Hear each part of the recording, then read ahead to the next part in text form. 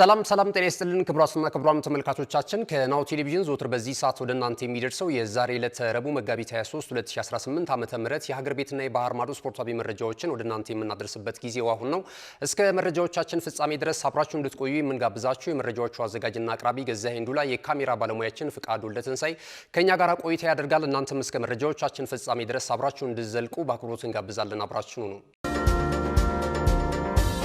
ወደ ቀዳሚው የሀገር ቤት ስፖርታዊ መረጃችን ስናልፍ የኛውን ቀዳሚ እናደርጋለን። ሊክሼር ካምፓኒው የሸገር ደርቢን ጨዋታ በተመለከተ የተለያዩ መረጃዎችን ይፋ እያደረገ ነው የሚገኘው።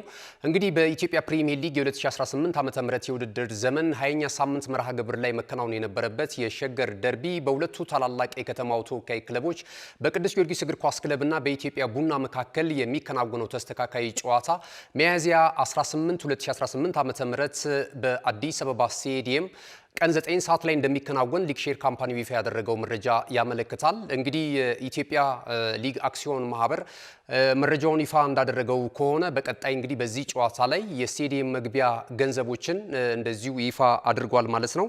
በዚህም መሰረት ከሚስማር ተራ ከሚከፈለው ክፍያ ስንነሳ በሚስማር ተራና እንደዚሁ ዳፍ ትራክ ላይ 70 የኢትዮጵያ ብር ክፍያ እንደሚፈጸምበት ተነግሯል። ከዛ ባለፈ ካታንጋ ላይ 120 ብር እንደዚሁም ደግሞ ከማናንሼ 200 ብር፣ ጥላፎቅ 300 ብር፣ ክቡር ትሪቡን ደግሞ 1000 ብር ሆኗል ማለት ነውና የኢትዮጵያ ፕሪሚየር ሊግ ትልቁን ጨዋታ የሸገር ደርቢን በቅዱስ ጊዮርጊስ እግር ኳስ ክለብና በኢትዮጵያ ቡና መካከል 20ኛ ሳምንት መርሃ ግብር ላይ መከናወን የነበረበት ይህ ተስተካካይ ጨዋታ እንግዲህ በአዲስ አበባ ስቴዲየም ሚያዝያ 18 ይከናወናል ተብሏል። ሁለቱ ቡድኖች በእርግጥ አሁን ላይ ያሉበት ሁኔታ እጅግ በጣም አስቸጋሪ ነው። በቅርቡ እንግዲህ ሁለቱም የክለቡን ፕሬዝዳንት ማንሳታቸው የሚታወስ ነው። ለዘመናት ክለቡን ሲያስተዳድሩ የነበሩ በፕሬዝዳንትነት የምናውቃቸው በኢትዮጵያ ቡና እግር ኳስ ክለብ በኩል አቶ ፍቃደ ማሞ ቼንቶ፣ እንደዚሁም ደግሞ በቅዱስ ጊዮርጊስ እግር ኳስ ክለብ ውስጥ ደግሞ አቶ አብነት ገብረ መስቀል በተመሳሳይ እንደዚሁ ከክለቦቹ ጋራ መለያየታቸው የሚታወስ ነው። ያው መለያየት ላይ ባል ይችላል። በቅርብ ርቀት እንግዲህ ብዙ ዓመት የለፉለት ክለብ ስለሆነ ይከታተላሉ ብለን እናስባለን። አሁን ግን ከኃላፊነታቸው በቅርቡ መነሳታቸው እነዚህ ኃላፊነት ቦታ ላይ ይሰሩ የነበሩትን የክለቡን ፕሬዝዳንቶች ካሰናበቱ በኋላ የሚገናኙበት የመጀመሪያው የሸገር ደርቢ ጨዋታ ነው የሚሆነውና ቅዱስ ጊዮርጊስ እግር ኳስ ክለብም አሁን ላይ በተለይ ክለቡን በተመለከተ የተለያዩ አዳዲስ ለክለቡ ደጋፊዎች የሚያስደስቱ መረጃዎች እየወጡ ነው የሚገኙት። በተለይ በፋይናንስ ክለቡን ለመታደግ የከተማው መስተዳደር እያሳረፈ ያለው አሻራ እጅግ በጣም ከፍተኛ መሆኑን እየተመለከትን እንገኛለን። ለዚህም የቅዱስ ጊዮርጊስ እግር ኳስ ክለብ እንደዚሁ አጸፋዊ ምላሻቸውን እና ድጋፋቸውን አክብሮታቸውን እና ምስጋናቸውን እያቀረቡ ነው የሚገኙት። በቅርቡ እንግዲህ ከተለያዩ ትልልቅ ተቋማት ወደ 100 ሚሊዮን ብር እንደተሰበሰበላቸው ሲገለጽ እንደነበረ ይታወሳልና ያም ቢሆን ግን ሜዳ ላይ እስካሁን ድረስ የተመዘገበው ውጤት በክለብ ውስጥ የነበረው ውጥንቅጥ ከፋይናንስ ጋር ተያይዞ ከአንዳንድ ነገር ጋር ተያይዞ የክለቡም ፕሬዝዳንትን ምርጫ በተመለከተም የተለያዩ እንደዚሁ መመሪያዎች ተጥሰዋል በሚል ደጋፊዎች ቅሬታ ውስጥ ነበር የሚገኙት። አሁን ግን ሁሉ ነገሮች መስመር ይዘው ክለቡ ወደ ቀድሞ አያልነቱን ለመመለስ ከፍተኛ ጥረት በማድረግ ላይ ነው የሚገኙት። እንግዲህ በዘንድሮ ዓመት የሰበሰባቸው ነጥቦች 25 ብቻ ናቸው። አሁን ወራጅ ቀጠና ስፍራ ላይ ነው የሚገኘው ቅዱስ ጊዮርጊስና እጅግ በጣም አስቸጋሪ የውድድር ዓመታትን እያሳለፈ ነው የሚገኘው። ይህ የሸገር ደርቢ ግን አዲስ መንፈስ የሚረከብበት ወደ አሸናፊነት የሚመጣበትን ገድል ምናልባት ሊያስጽፍ የሚችልበትን ሁኔታ ይሆናል ተብሎ ነው የሚጠበቀው። ከጨዋታው ውጤት ባሻገር ወደ ስቴዲየም ደጋፊዎች በአዲስ መንፈስ ይመለሳሉ ተብሎ ነው የሚጠበቀው። ኢትዮጵያ ቡና እግር ኳስ ክለብም አዲሱን አሰልጣኝ ሳምሶን አየለን ከሾመ በኋላ አሁን ላይ የተወሰነ መነሳሳትና በክለብ ውስጥም ያሉትን ለውጦች እየተመለከትን ነው የምንገኘው። ኢትዮጵያ ቡና 8ኛ ደረጃ ላይ ነው የሚገኘው በ32 ነጥቦችና አንድ የግብ ክፍያ አለበትና ሁለቱም ቡድኖች ይህንን ማርሽ ለመቀየር በአዲስ መንፈስ ቡድናቸውን ለማነጽና ወደ ከፍታ ለማምጣት ከፍተኛ ጥረት ያደርጋሉ ተብሎ ይጠበቃል። በዚህ በሸገር ደርቢ ጨዋታ የበለጠ ግን በተለይ ለአዲስ አበባና አካባቢዋ የሚገኙ የኢትዮጵያ ቡናና የቅዱስ ጊዮርጊስ እግር ኳስ ክለብ ደጋፊዎች ወደ አዲስ አበባ ስቴዲየም በመምጣት ይህንን የሸገር ደርቢ በፍቅር ይከታተላሉ ተብሎ ይገመታልና ሊክሼር ካምፓኒውም አስፈላጊውን ዝግጅት ከወዲሁ እያደረገ እንደሚገኝ ነው እየገለጸ የሚገኘው። ቀደም ሲል እንግዲህ ትኬቶችን ከተለያዩ የኦንላይን የመሸጫ አማራጮች ትኬቶቹን በጊዜ በእጃቸው ያዙ እያለ ነው የሚገኘው ማለት ነው። እንግዲህ ቀደም ሲል እንደገለጽኩላችሁ ቀኑን በድጋሚ ላስታውሳችሁ ሚያዝያ 18 2018 ዓ.ም ቀን 9 ሰዓት ሲል በዕለተ እሁድ በአዲስ አበባ ስቴዲየም ተናፋቂውና ሁልጊዜም በርካታ የእግር ኳስ ቤተሰቦች የሚከታተሉት የሸገር ደርቢ የሚከናወን መሆኑን እንግዲህ ሊግ ሼር ካምፓኒው ያደረሰን መረጃ ያመለክታል ማለት ነው። ክቡራትና ክቡራን ተመልካቾቻችን እንግዲህ ከሀገር ቤት ያሰናዳነው ስፖርታዊ መረጃ ይህንን ይመስላል። ስንመለስ በቀጥታ ወደ ባህር ማዶ ስፖርታዊ ጉዳዮቻችን የምናቀና ነው የሚሆነው። አሁንም ናሁ ቴሌቪዥን ምርጫችሁ አድርጋችሁ ናሁ ስፖርትን እየተከታተላችሁ ስላላችሁ እጅግ በጣም እናመሰግናለን። ጠቃሚ መልእክቶችን ተከታትለን እንመለስ። እነሆ የምስራች የ10 አየር መንገድ የበረራ ትኬት ለውድ ደንበኞቹ በተቀላጠፈና አስተማማኝ በሆነ መንገድ እያቀረበ ያለው በዚህም በደንበኞቹ የተመሰገነው ጉዞጎ አሁን ደግሞ ተደራሽነቱን በማስፋት ተጨማሪ ባንኮችን በማካተት ለውድ ደንበኞቹ የበለጠ አስተማማኝ ለመሆን ችሏል።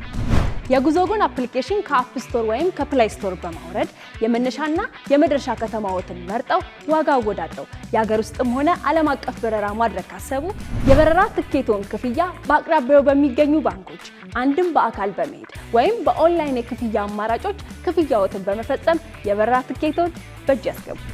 ከዚህም በተጨማሪ እንደ ሁሉ ጊዜው ወደ ጉዞጎ የጥሪ ማዕከላችን 7473 በመደወል ከሙሉ የበረራ መረጃ ጋር የ24 ሰዓት የትኬት አገልግሎት ማግኘት እንደሚችሉ ስናበስሮ በታላቅ ደስታ ነው። ለበረራዎ ጉዞጎ።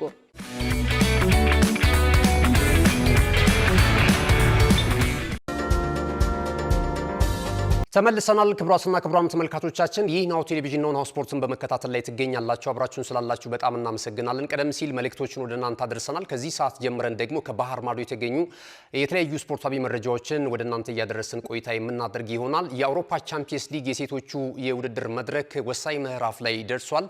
የሩብ ፍጻሜ የመልስ ጨዋታዎች ዛሬ ምሽት የሚከናወኑ ነው የሚሆነው። ዛሬ ምሽት እንግዲህ በለንደን ደርቢ የምዕራብ ለንደኑ ክለብ ቼልሲ ከሰሜን ለንደኑ ክለብ አርሰናል ጋር የሚያገናኘው ጨዋታ እጅግ በጣም ተጠባቂ ነው። በመጀመሪያው ዙር ጨዋታ በኤምሬትስ ስቴዲየም ተከናውኖ እንስቶቹ መድፈኞቹ እንግዲህ 3-1 በሆነ ውጤት ይህን ጨዋታ በማሸነፍ የበለጠ ወደ ግማሽ ፍጻሜው ለማቅናት የበለጠ እድላቸውን ያሰፉበትን አጋጣሚ ማስመዝገባቸው የሚታወስ ነው። አሁን ላይ በወቅታዊ አቋም ደረጃ የአርሰናል የፊት መስመር አጥቂ አሊያስ ሩሶ እጅግ በጣም አስደናቂ ብቃቷን እያስመለከተች ትገኛለች እና ከዚህ ጋር ተያይዞ በርካታ የአርሰናል ደጋፊዎች ትልቅ አድናቆት እያበረከቱላት ነው የሚገኘው። ባለፈው ሳምንት እንደምናስታውሰው በፕሪሚየር ሊጉ 3 ግቦችን ከመረብ አሳርፋለች። አርሰናል በለንደን ደርቢ ቶተንሃም ሆትስፐርስን 5-2 በሆነ ውጤት ባሸነፈበት እንቅስቃሴ 3 ግቦችን ከመረብ ማሳረፉ የሚታወስ ነው። በዛ ላይ ደግሞ ቡድኑ እንደ ቡድን ያለፉትንም አመታቶች የወቅቱ የአውሮፓ ቻምፒየንስ ሊግ የውድድር መድረክ የዋንጫ ባለክብር እንደሆነ ይታወቃልና እቺ ተጫዋች ደግሞ የተጫወተች ያለው ሚና እጅግ በጣም ከፍተኛ ሆኖ እየተመለከተ ነው የምንገኘው። ብዙ የአርሰናል ደጋፊዎችም እንደውም ወደ ወንዶቹ እንኳን በትመጣለን የሚል እንደዚሁ አስቂኝ አስተያየት እየሰጡ ነው የሚገኙት ማለት ነው። አሊሲያ ሩሶን በተመለከተ የአርሰናሏን የፊት መስመር አጥቂ በዛሬው ምሽት ጨዋታ ላይም የጨዋታው ልዩነት ፈጣሪ ሊሆኑ ይችላሉ ከሚባሉ ተጫዋቾች መካከል አንደኛዋ መሆኑንና እየተጠበቀች እንዳለች በዚህ አጋጣሚ መከታተል እንችላለን። ቼልሲም እንግዲህ ትልልቅ ተጫዋቾች አሏት እንደነ ኑዋሜን ግርማን የመሳሰሉ እንግዲህ ትውልደ ኢትዮጵያዊቷ ወይም ትውልደ ኤርትራዊቷ እቺ ድንቅ ተጫዋች በእንግሊዝ በቼልሲ በከፍተኛ ገንዘብ ዝውውር እንግዲህ ቼልሲዎችን መቀላቀሏ የሚታወስ ነው እቺ ተጫዋች ማለት ነውና አሁን ላይ እንግዲህ በእንግሊዝ ፕሪሚየር ሊግ ላይ በሴቶቹ ማለት ነው ከፍተኛ ምልከታ እየተደረገባት ከሚገኙ ተጫዋቾች መካከል አንደኛዋ መሆኑን እየታዘብን እንገኛለን። ዛሬ ምሽት በሚደረገው ጨዋታ ላይ እንግዲህ እቺ ተጫዋች የጨዋታው ልዩነት ፈጣሪ ሊሆኑ የሚችሉበትንም አጋጣሚ ሊፈጠር ይችላል ተብሏል። ውጤቱን ለመቀልበስ ዝግጁ መሆናቸውን የቼልሲ ተጫዋቾች እየገለጹ ነው የሚገኙት። አርሰናሎች ደግሞ እስከ ዋንጫው ክብር የመገስገስ ዓላማን ሰንቀው እንደዚሁ እንደሚጓዙ ነው የዛሬ ምሽቱንም ጨዋታ በጥንቃቄ እንደሚያከናውኑ ነው አሰልጣኙ ከጨዋታው በፊት በነበራቸው ጋዜጣዊ መግለጫ የገለጹት ማለት ነውና ሌላ ከዚህ ጨዋታ አስቀድሞ ግን ምሽት 2:45 ላይ ደግሞ በአሊያንዝ አሬና የሚደረግ ጨዋታ አለ። በጀርመኑ ክለብ ባየር ሙኒክ እና እንደዚሁም ደግሞ በእንግሊዙ ክለብ ማንቸስተር ዩናይትድ መካከል የሚደረገውም ጨዋታ ይጠበቃል። የመጀመሪያው ጨዋታ በባየር ሙኒክ 3-2 አሸናፊነት ነው የተጠናቀቀው። ዛሬ እንግዲህ እንስቶቹ ባቫሪያኖች ተብለው የሚጠሩት የጀርመኑ ክለብ ተጫዋቾች ውጤታቸውን ለማስጠበቅና ወደ ከፍታው ለመውጣት የበለጠ ጥረት ያደርጋሉ ተብሎ ይጠበቃል። ማንቸስተር ዩናይትዶችም እንደዚሁ ጨዋታውንና ውጤቱን ቀልብሰው በድምር ውጤት ወደ ግማሽ ፍጻሜው ለመግባት ለመግባት ከፍተኛ ጥረት ያደርጋሉ ተብሎ ነው የሚጠበቀው ማለት ነውና ዛሬ እንግዲህ የአውሮፓ ቻምፒየንስ ሊግ የሴቶቹ የግማሽ የሩብ ፍጻሜ ጨዋታ እንደዚሁ ከምሽቱ 2:45 ጀምሮ ምሽት 4 ሰዓት ላይ ደግሞ በለንደን ደርቢ የአርሰናል እና የቼልሲም ጨዋታ ይጠበቃል ማለት ነው። ወደ ሌሎች መረጃዎቻችን እናልፋለን። ወደ 2026 የዓለም እግር ኳስ ዋንጫ የውድድር መድረክ ለማቅናት እንግዲህ ትላንት ምሽት የተለያዩ ከባባድና ተጠባቂ የግማሽ ፍጻሜ ጨዋታዎች ተከናውነዋል። 4 የአውሮፓ ተወካይ ሀገራቶች ሜክሲኮ፣ ካናዳና አሜሪካ በጣምራ በሚያሰናዱት በ23ኛው የዓለም እግር ኳስ ዋንጫ የውድድር መድረክ ላይ ለመሳተፍ እንደዚሁ ትኬታቸውን መቁረጣቸውን አረጋግጠዋል ማለት ነው። ትላንት ምሽት በነበረው እንቅስቃሴ ቼክ ሪፐብሊክ እንደዚሁም ደግሞ ቦስኒያ ኤርዞጎቪና ቱርክን የመሳሰሉ ሀገራቶች ወደ ዓለም ዋንጫው የተቀላቀሉበትን ሂደት ተመልክተናል። በሌላ ደግሞ በጥሎ ማለፍ አፍሪካዊቷ ሀገር ዲአር ኮንጎ የቀድሞዋ ዛይርም ወደ ዓለም ዋንጫው ማለፏን እንደዚሁ ለሁለተኛ ጊዜ አረጋግጣለች ከ52 ዓመታት በኋላ ማለት ነውና ይህንን ተከትሎ እንግዲህ የሀገራት የስፖርት ሚኒስትሮች ደግሞ የተለያዩ ሽልማቶችን እያበረከቱ ነው የሚገኘው ማለት ነው። በነገራችን ላይ ሽልማት ነገር ካነሳን ትላንትና እንግዲህ የኢትዮጵያ ብሔራዊ ቡድንም ወደ አፍሪካ ዋንጫ የውድድር መድረክ ለማቅናት ወደ ምድብ ድልድሉ በደርሶ መልስ ድምር ውጤት ተጋጣሚውን ሳውቶሜና ፕሪንሲፔን ማሸነፉን ተከትሎ የኢትዮጵያ እግር ኳስ ፌዴሬሽን 1 ሚሊዮን የኢትዮጵያ ብር ማበረታቻ መሸለሙን ጠዋት በነበረን የማለዳ ሰዓት የመረጃ ሰዓታችን ማድረሳችን የሚታወስ ነውና ቀደም ሲል ግን ወደ አነሳነው መረጃ ስናልፍ ወደ አውሮፓ ማለት ነው ወደ ቱርክ ነው የሚወስደን። የቱርክ የስፖርት ሚኒስቴር ወይም ደግሞ የወጣቶችና ስፖርት ቢሮ እንደዚሁ የተለያዩ ሽልማቶችን ለቱርክ ብሔራዊ ቡድን ተጫዋቾች እንደሚያበረክት ቃል ገብቷል ማለት ነው። ትላንት ምሽት እንግዲህ በጥሎ ማለፍ ጨዋታ እንግዲህ የዓለም ዋንጫውን ማጣሪያ ማለፏን ተከትሎ ቱርክ በቀጣይ በዓለም ዋንጫው ተሳታፊ መሆኗን ማረጋገጧ የሚታወስ ነውና አሁን ላይ እንግዲህ በጣም ቅንጡ ሌክዠሪ የሆነ የመኖሪያ ቪላ ቤት ለእያንዳንዱ ተጫዋች የቱርክ የስፖርት ሚኒስቴር ከቱርክ እግር ኳስ ፌዴሬሽን ጋር በመተባበር ማሰናዳታቸውን ለማበረታቻ እየገለጹ ነው የሚገኙት ማለት ነው። የቱርክ ብሔራዊ ቡድን እንግዲህ ከ24 ዓመታት በኋላ ነው ወደ ዓለም እግር ኳስ ዋንጫ የውድድር መድረክ የሚያልፈው ማለት ነው ወይም ደግሞ ማለፉን ያረጋገጠው። ቱርክ እንግዲህ በአጠቃላይ በዓለም እግር ኳስ ዋንጫው የውድድር መድረክ ላይ ጥሩ ገድል አላት። በተለይ 2002 ላይ ደቡብ ኮሪያና ጃፓን በጣምራ ባሰናዱት የዓለም እግር ኳስ ዋንጫ የውድድር መድረክ ላይ 3ኛ ደረጃን ይዛ ያጠናቀቀችው የዓለም ዋንጫ ትልቁ ውጤቷ እንደሆነ ይታወቃልና በወቅቱ እንደውም በግማሽ ፍጻሜ ወደ ዋንጫው ለማለፍ ባደረገችው የግማሽ ፍጻሜ ጨዋታ በብራዚል ተሸንፋ ነው ከግማሽ ፍጻሜው የወጣችው አሊያም ደግሞ ከዋንጫ ሽሚያው የቀረችው ማለት ነው። እንግዲህ ለደረጃ ደግሞ በተደረገ ጨዋታ ደቡብ ኮሪያን እንደዚሁ በማሸነፍ የናስ ሜዳሊያ ተሸላሚ የነበረችበትን አጋጣሚም ማስታወስ እንችላለን ማለት ነውና ቱርክ እንግዲህ በአጠቃላይ በዓለም እግር ኳስ ዋንጫው የውድድር መድረክ ላይ ጥሩ ጊዜን እያሳለፈች ነው የምትገኘው ማለት ይቻላል። ሌላም እንደዚሁ 4ኛ ደረጃንም ይዛ ያጠናቀቀችበት ሁኔታን እየተመለከትን እንገኛለን። እንግዲህ በአጠቃላይ የቱርክ እግር ኳስ ፌዴሬሽን ፕሬዚደንት አይሶስ ሞንጉሉ እንደዚሁም ደግሞ የስፖርት ሚኒስቴር ሚኒስትሩ የሀገሪቱ የስፖርት ሚኒስቴር ሚኒስትሩም ኦስማን ሀስኪም ባክም በተመሳሳይ እንደዚሁ ልዩ የሽልማት በቀጣይነትም እንደሚጠብቃቸው ነው ለቱርክ ብሔራዊ ቡድን ተጫዋቾች ቃል የገቡላቸው ማለት ነውና ይህም ማበረታቻ ሰጥቷል። ከማበረታቻ ጋር በተያያዘ ዛሬም የኢራቅ ብሔራዊ ቡድን እንደዚሁ ወደ ዓለም እግር ኳስ ዋንጫ የውድድር መድረክ ለመጀመሪያ ጊዜ ማለፉን ተከትሎ መላው ኢራቃውያን በሚባል ደረጃ በአደባባይ በመውጣት እንደዚሁ ደስታቸውን እየገለጹ ነው የሚገኙት። በጣም ድባቡ የሚገርም ነው አሁን ላይ በኢራቅ እየተመለከትን የምንገኘው ማለት ነውና አጠቃላይ ህዝቡ ወጥቶ በጎዳና የዓለም ዋንጫን መቀላቀላቸውን ተከትሎ ደስታቸውን በመግለጽ ላይ ነው የሚገኙት። የተለያዩ ሽልማቶችም እንደዚሁ ምሽት ላይ እንደሚደረግላቸው ከስፍራ ያገኘነው መረጃ ያመለክታል ማለት ነው።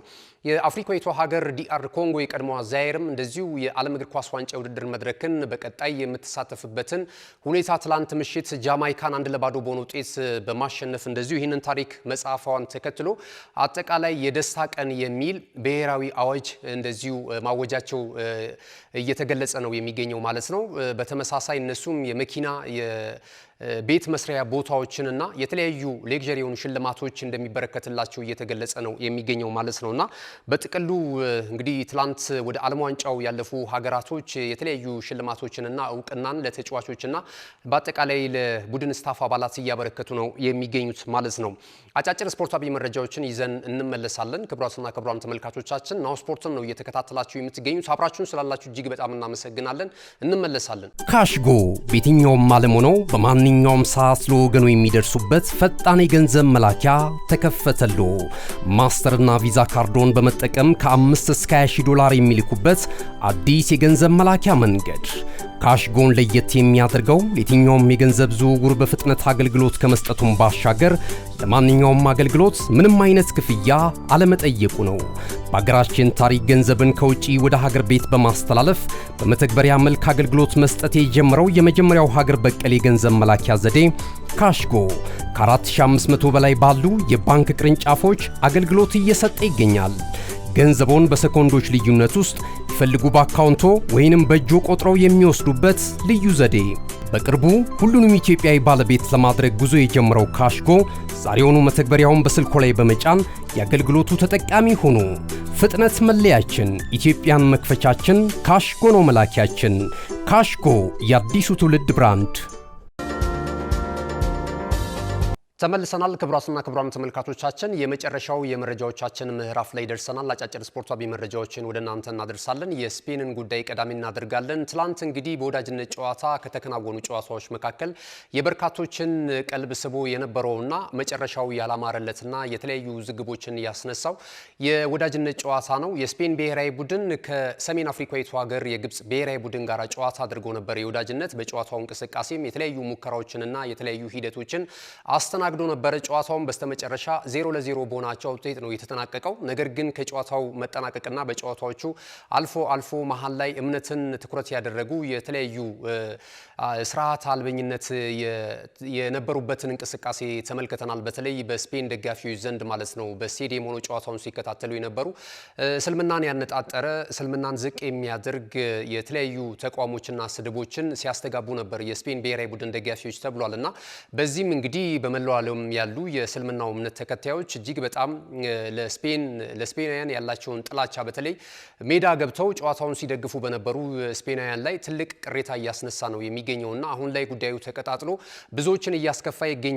በተለይ ደግሞ የእምነቱን ተከታይ እንደ ሰውነት የሌሎችንም እምነት በሚያከብሩ እንደዚሁ ሃይማኖት ተከታዮች ዘንድ ሁሉ እየተወገዘ ነው የሚገኘው ማለት ነውና ትላንትና እስላም ጠል የሆኑ የተለያዩ አላስፈላጊ ለሰው ልጆች የማይመጥኑ ስብዕና የሚጎላቸው አይነት ስድቦች ከስፔን ብሔራዊ ቡድን ደጋፊዎች ዘንድ በስቴዲየሙ ሲሰነዘር እንደነበረ እንደዚሁ ተዘግቧል ማለት ነው። ይህንንም ተከትሎ እንግዲህ የስፔን ፖሊስ ምርመራ ጀምሯል።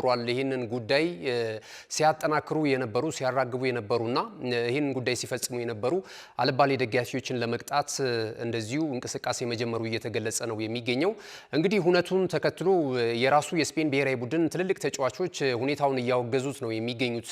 ከእስልምና እምነት ተከታይ ውጪ የሆኑትም ተጫዋቾች በተመሳሳይ ይሄ ድርጊት መደገም የለበትም፣ እግር ኳስ የፍቅር ቦታ ነው፣ የመተሳሰብ ቦታ ነው፣ ሀገራትን ከሀገራት አንድ የሚያደርግ ነውና ከዘርም ከሃይማኖትም በላይ ነው እግር ኳስ የሚል አይነት አንድምታ ያለውን ተቃውሞ እያስተጋቡ ይገኛሉና ይህንን ባደረጉ ደጋፊዎች ዘንድ እጅግ በጣም የመረረ ጥላቻቸውን ነው እየገለጹ የሚገኙት። እነዚህ ስፔንንም አይወክሉም፣ ሰው የሚባለውንም ፍጥር የማይወክሉ ዜጎች ናቸው በማለት እንደዚሁ ተቃውሟቸውን እየገለጹ ነው የሚገኙት ማለት ነው። አንደኛው እንግዲህ የስፔን ብሔራዊ ቡድን ተስፈኛ ተጫዋች ሆነው የዘራረጉን ከሞሮኮ የሚመዘዘው ለስፔን ብሔራዊ ቡድን እየተጫወተ የሚገኘው እንግዲህ ላሚን ያማል ነው፣ የባርሴሎናው ኮከብ ማለት ነው።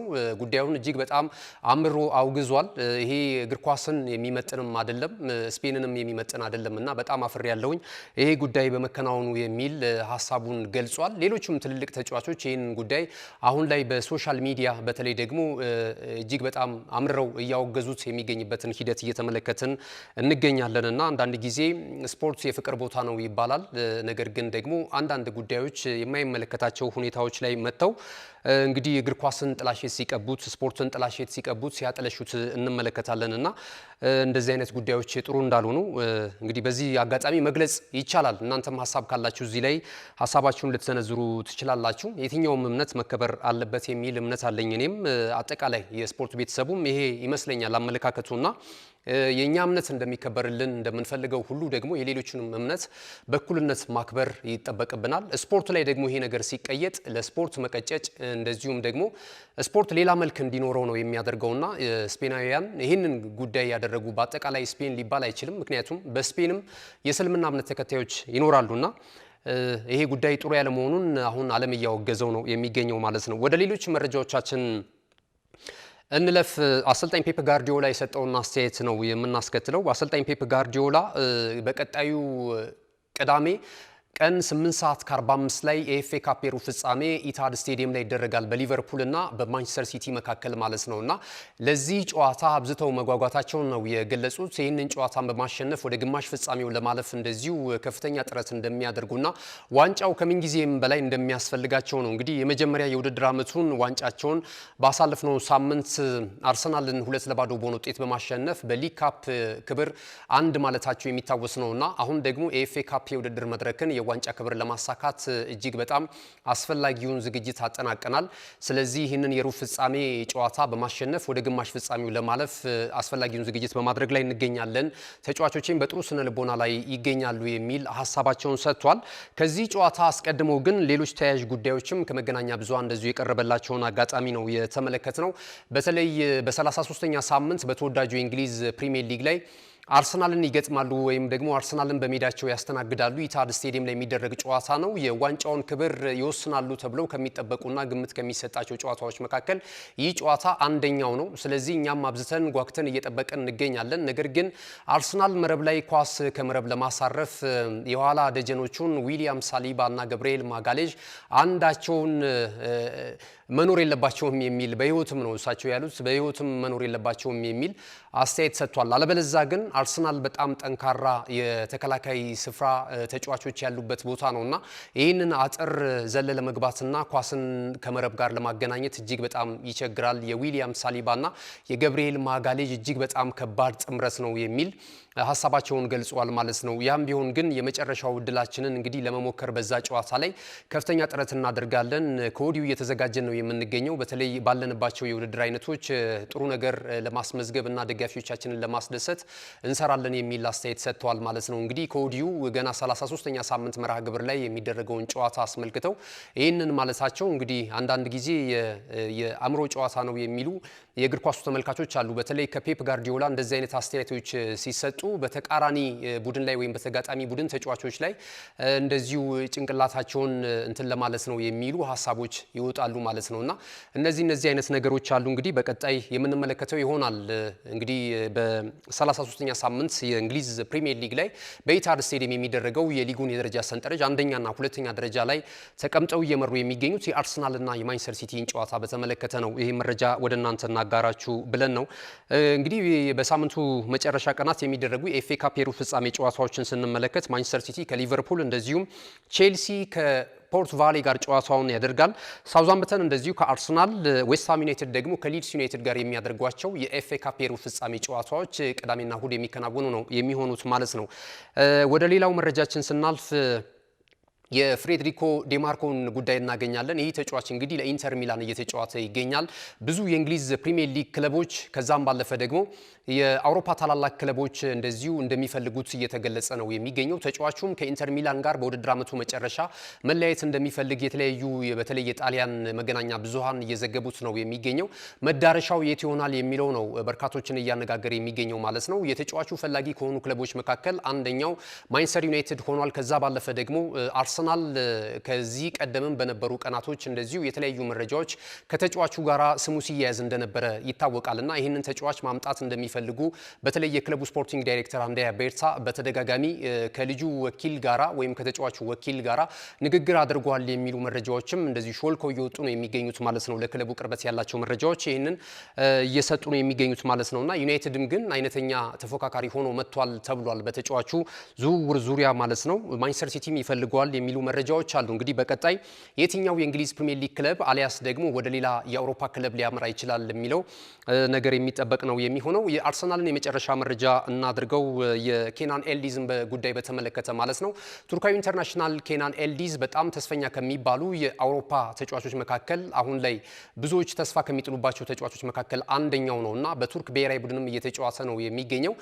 እንደዚሁ ደግሞ ለቱሪኑ ክለብ ዩቬንቱስም ጥሩ ግልጋሎት ከሚሰጡ ወጣት ተጫዋቾች መካከል አንደኛው እንደሆነ ይታወቃልና አርሰናል ከረጅም ጊዜ ጀምሮ ተጫዋቹ ስም ጋር ሲያያዝ እንደነበረ ይታወሳልና እንደውም አንድሪያ ቤርታ ይሄ ተጫዋች በጣም ተስፈኛ ነው፣ ለሚቀጥሉት 10 ዓመታቶች በአርሰናል እግር ኳስ ክለብ የቡድን ግንባታ ውስጥ እንዲኖረን ከምንፈልጋቸው ተጫዋቾች መካከል አንደኛው ኬናን ኤልዲዝ ነው ስለማለታቸው ሲነገር እንደነበረ ይታወሳልና ይህንን ተጫዋች ለማስፈረም አሁን ጉዳዩን ጠበቅ አድርገው እንደያዙት ነው እየተነገረ የሚገኘው ማለት ነው። ተጫዋቹ በዩቬንቱስ ቤት በቻምፒየንስ ሊጉ እስከወደቁበት ድረስ በጋላታሳራይ ተሸንፈው ጥሩ እንቅስቃሴ ሲያደርግ ነበረ። ኳስና መረብን ሲያገናኝ እንደዚሁም በቡድን ጨዋታ ውስጥም ጥሩ ተቀናጅቶ ጥሩ አስተዋጽኦ ሲያበረክት የነበረ ተጫዋች እንደነበረም ማየት ይቻላልና እንደዚሁም በሴሪያውም ጥሩ እንቅስቃሴ ያደርጋል። ጥሩ የጎል ማስቆጠር ታሪክ ያለው ተጫዋች ነው። መድፈኞቹን ቢቀላቀል ደግሞ የበለጠ በአሰልጣኝ ሚካኤል አርቴታ ስር የተሻለ ሚና ሊጫወት እንደሚችልና ትልቅ ደረጃ ሊደርስ እንደሚችል ነው እየተነገረ የሚገኘው። ኬናን ኤልዲዝን በተመለከተ እንግዲህ በተደጋጋሚ የዝውውር መስኮቶች በተከፈቱበት ጊዜ ሁሉ ሲወራ ነበርና በመጪው ግን የክረምት የተጫዋቾች የዝውውር መስኮት የኤምሬትሱ ክለብ አርሰናል ይህንን ተጫዋች ያስፈርመዋል የሚሉ ጉዳዮች አሁን በርከት ብለው ይፋ እየተደረጉ ነው የሚገኙት ማለት ነው። ክቡራትና ክቡራን ተመልካቾቻችን ከናሁ ቴሌቪዥን የናሁ ስፖርት የዛሬ ዕለት ረቡዕ መጋቢት 23 2018 ዓ.ም በእኔና በባልደረቦች የተሰናዱ ስፖርታዊ መረጃዎች ይህንን ይመስሉ ነበረ። መረጃዎቹን ወደ እናንተ በማድረስ ገዛኸኝ ሄንዱ ላይ የካሜራ ባለሙያችን ፍቃዱ ለተንሳይ ከኛ ጋር ቆይታ አድርጓል። ተወዳጅ የናሁ ቴሌቪዥን ፕሮግራሞች በቀጣይነትም ወደ እናንተ ይደርሳሉ። ከቲቪው በተጨማሪ የዩቲዩብ ቻናላችንን ላይክ፣ ሼር፣ ሰብስክራይብ በማድረግ ቤተሰብ እንድትሆኑ እንጋብዛችኋለን። በሌሎች የሶሻል ሚዲያ አማራጮችም በመላው ዓለም እንደርሳለን። በቲክቶክ፣ በፌስቡክ እንደዚሁም ደግሞ ቴሌግራም ቻናሎቻችንን ጆይን ማድረጋችሁን እንዳትረሱ። አብራችሁን ስለነበራችሁ ስለተከታተላችሁን እጅግ በጣም እናመሰግናለን። መልካም ጊዜ ይሁንላችሁ።